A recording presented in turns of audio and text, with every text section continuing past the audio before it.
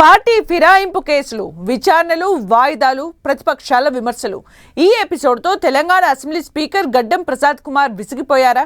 Speaker పదవి నుంచి తప్పుకుని అమాత్య పదవి చేపట్టాలని ఆశపడుతున్నారా అంటే అవుననే సమాధానం వినిపిస్తోంది. ఇప్పటికే కాంగ్రెస్ అగ్రనేత రాహుల్ గాంధీకి ఆర్జీ పెట్టుకుని ఉన్న స్పీకర్కు ఢిల్లీ వచ్చి కలవమని పిలుపు వచ్చిందంటున్నారు. మంత్రివర్గంలో బెర్త్ ఆశిస్తున్న గడ్డం ప్రసాద్కు హస్తిన నుంచి పిలుపు రావడం వెనుక ఆంతర్యం ఏంటి? త్వరలో క్యాబినెట్ షఫ్లింగ్ ఉంటుందా? గడ్డం ప్రసాద్కు బెర్త్ పక్కానా?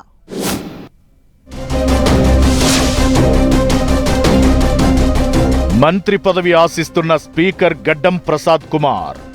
గడ్డం ప్రసాద్ను ఢిల్లీకి వచ్చి కలవమని చెప్పిన రాహుల్. స్పీకర్ను రాహుల్ ఢిల్లీకి ఎందుకు పిలిపించారన్న దానిపై చర్చ. అమాత్య పదవి కోసం ప్రసాద్ రాహుల్కు అర్జీ పెట్టుకున్నారా?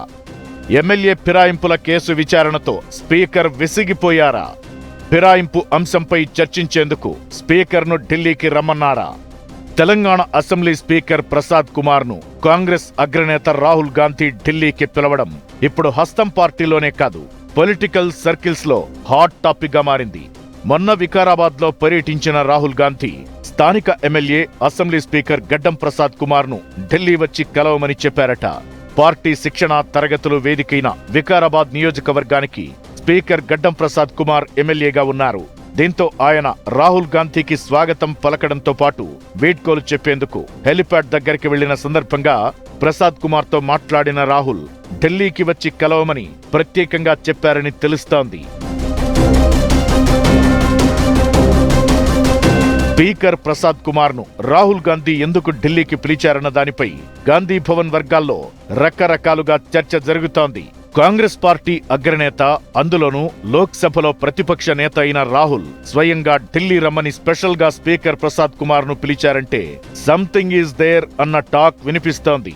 ఏదో బలమైన కారణం లేకుండా రాహుల్ ఎవరిని ఢిల్లీకి వచ్చి కలవాలని చెప్పరని, అలాంటిది స్పీకర్ పదవిలో ఉన్న ప్రసాద్ కుమార్ ను హస్తనకు రావాలని పిలిచారంటే ఖచ్చితంగా ఏదో ఉందని హస్తం పార్టీ నేతలు చర్చించుకుంటున్నారు. ఈ మధ్య స్పీకర్ గడ్డం ప్రసాద్ కుమార్ చాలా బిజీగా ఉంటున్నారు. పార్టీ ఫిరాయింపు కేసులను విచారిస్తున్నారాయన. సుప్రీంకోర్టు డైరెక్షన్స్ తో జంపింగ్ ఎమ్మెల్యేల విచారణను స్పీడప్ చేసిన స్పీకర్ ఇప్పటికే 8 మంది ఎమ్మెల్యేలకు క్లీన్ చిట్ ఇచ్చారు.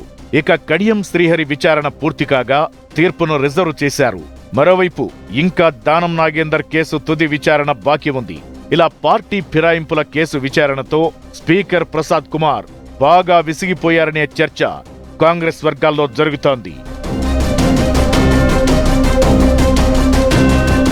8 మంది ఎమ్మెల్యేలకు క్లీన్ చిట్ ఇవ్వడంపై ఇప్పటికే బీఆర్ఎస్ పార్టీ స్పీకర్ తీరుపై విమర్శలు గుప్పిస్తోంది.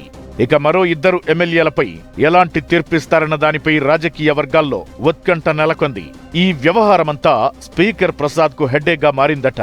అసెంబ్లీ సమావేశాల నిర్వహణ కూడా ప్రసాద్ కుమార్ కు తలకు మించిన భారంగా మారిందన్న చర్చ జరుగుతోంది.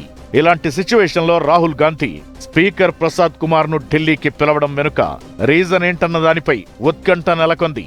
పార్టీ మారిన ఎమ్మెల్యేల అనర్హత పిటిషన్స్ పై విచారణ క్లైమాక్స్ కు చేరుకున్న నేపథ్యంలో ఈ అంశంపై చర్చించేందుకు పిలిచి ఉంటారా అన్న దానిపై గాంధీ భవన్ వర్గాల్లో చర్చ జరుగుతోంది. ఇక మంత్రివర్గంలో 2 మంత్రి పదవులు ఖాళీగా ఉన్నాయి. అమాత్య పదవుల కోసం చాలా మంది ఆశలు పెట్టుకోగా అందులో ఉమ్మడి రంగారెడ్డి జిల్లా నుంచి ఇబ్రహీంపట్నం ఎమ్మెల్యే మల్రెడ్డి రంగారెడ్డి రేస్లో ఉన్నారు. స్పీకర్ గడ్డం ప్రసాద్ కుమార్ కూడా మంత్రి పదవి ఆశిస్తున్నారట. గతంలో మంత్రివర్గ విస్తరణ జరిగినప్పుడు ప్రసాద్ కుమార్ హైకమాండ్ కు లేఖ రాశారు. కానీ అప్పుడు కేబినెట్ లో ఆయనకు చోటు దక్కలేదు. అయితే మంత్రి పదవిపై ప్రసాద్ కుమార్ ఇంకా ఆశలు పెట్టుకున్నారట. ఇలాంటి ఈక్వేషన్స్ నేపథ్యంలో ఢిల్లీకి వచ్చి కలవమని రాహుల్ గాంధీ చెప్పడంతో గడ్డం ప్రసాద్ లో మళ్లీ ఆశలు చిగురించాయని అంటున్నారు. మరి స్పీకర్ ను రాహుల్ ఢిల్లీకి పిలిపించింది మంత్రివర్గంలో బెర్త్ కోసమా, లేక ఫిరాయింపు అంశంపై చర్చించేందుకా అన్నదే ఇప్పుడు కాంగ్రెస్ వర్గాలతో పాటు తెలంగాణ పొలిటికల్ సర్కిల్స్ లో ఉత్కంఠ రేపుతోంది. అయితే ఒకవేళ ఫిరాయింపు ఎమ్మెల్యేల అంశంపై డిస్కస్ చేస్తే రాహుల్ తో భేటీ తరువాత స్పీకర్ నిర్ణయం ఎలా ఉండబోతుంది? మంత్రివర్గంలో చోటు కోసమైతే గడ్డం ప్రసాద్ ప్లేస్ లో స్పీకర్ అయ్యేదెవరనేది కూడా చర్చనీయాంశంగా మారింది. ప్రసాద్ కుమార్ ను క్యాబినెట్ లోకి తీసుకుంటే ఇప్పటికే మంత్రివర్గంలో ఉన్న 3 ఎస్సీ ఎమ్మెల్యేల్లో ఒకరికి స్పీకర్ పదవి కట్టబెట్టే అవకాశముందంటున్నారు. రాహుల్ తో స్పీకర్ భేటీ తరువాత ఏం జరగబోతోందో వేచి చూడాలి మరి.